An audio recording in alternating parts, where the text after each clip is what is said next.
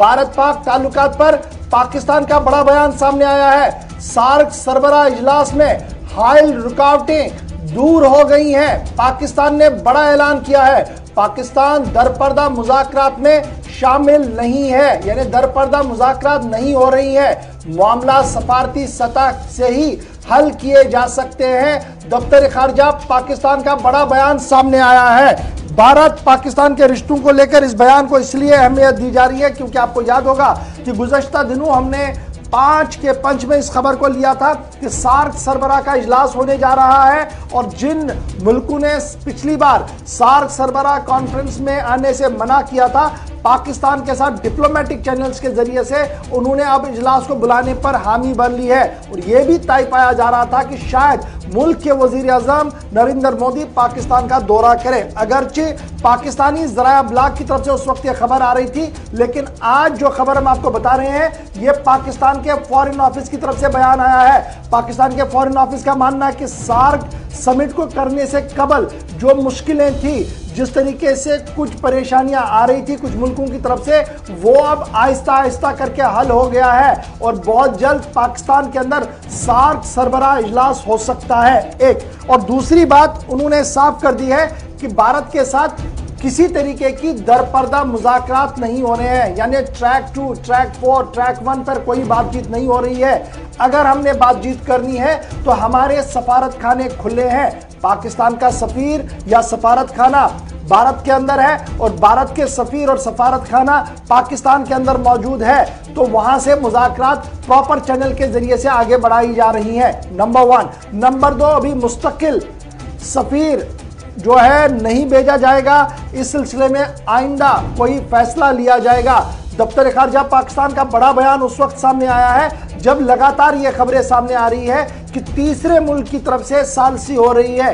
भारत ने पहले ही इससे मना कर दिया था, पाकिस्तान ने भी आज सफाई दे दी है, लेकिन साफ कर दिया है कि सफारती सतह पर बातचीत चल रही है, बातचीत हो रही है, क्योंकि दोनों के सफीर एक दूसरे के मुल्कों के अंदर है और सार्क सरबराह का इजलास बहुत जल्द होगा।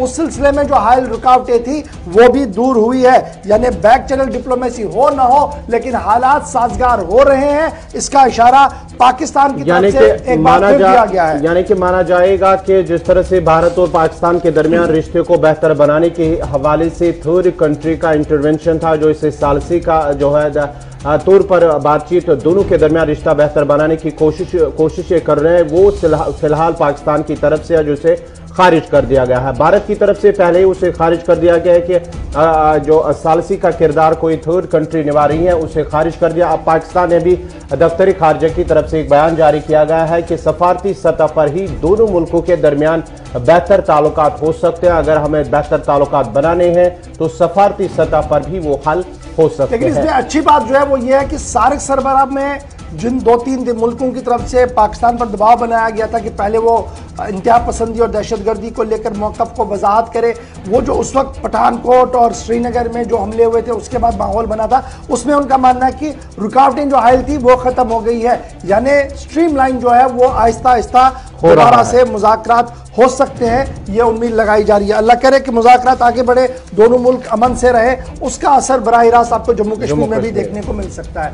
बढ़ते हैं जी आगे, बात लाइन ऑफ एक्चुअल कंट्रोल की करते हैं। पाकिस्तान के बाद एक और बड़ी खबर जो चीन से इस वक्त सामने आ रही है, क्योंकि भारत चीन LAC पर भी बयान जारी हुआ है और वजारत दिफा और वजारत खारजा का मुश्तरका बयान सामने आया है। न सिर्फ इधर से बयान आया है बल्कि सरहद के उस पार चीन की तरफ से भी लगभग इसी लाइन को टो करते हुए बयान जारी कर दिया गया है। जहां भारत चीन मामले को लेकर जिस तरह से लाइन ऑफ एक्चुअल कंट्रोल पर जो कशीदगी लगातार जारी है, उस सिलसिले में 11वें दौर की मीटिंग हुई है और 11वें दौर की मीटिंग गुज़श्ता रोज चशूल के मकाम पर दोनों फौजी कमांडरों के दरमियान हुई है और इस सिलसिले में अब बाज़ाब्ता तौर पर एक बयान भी सामने आया है। दोनों तरफ से है, भारत की तरफ से भी और चीन की तरफ से भी बयान सामने आया है। 10 घंटे तक जो बातचीत जारी रही उसके बाद बयान सामने आया कि कई तजवीज़ों पर गौर भी किया जा रहा है और हतमी फैसला जो है वो पहले सियासी मशावरात के बाद ही हतमी फैसला लिया जा सकता है। जहां पर फौजी इनखला को लेकर जो बात हुई है,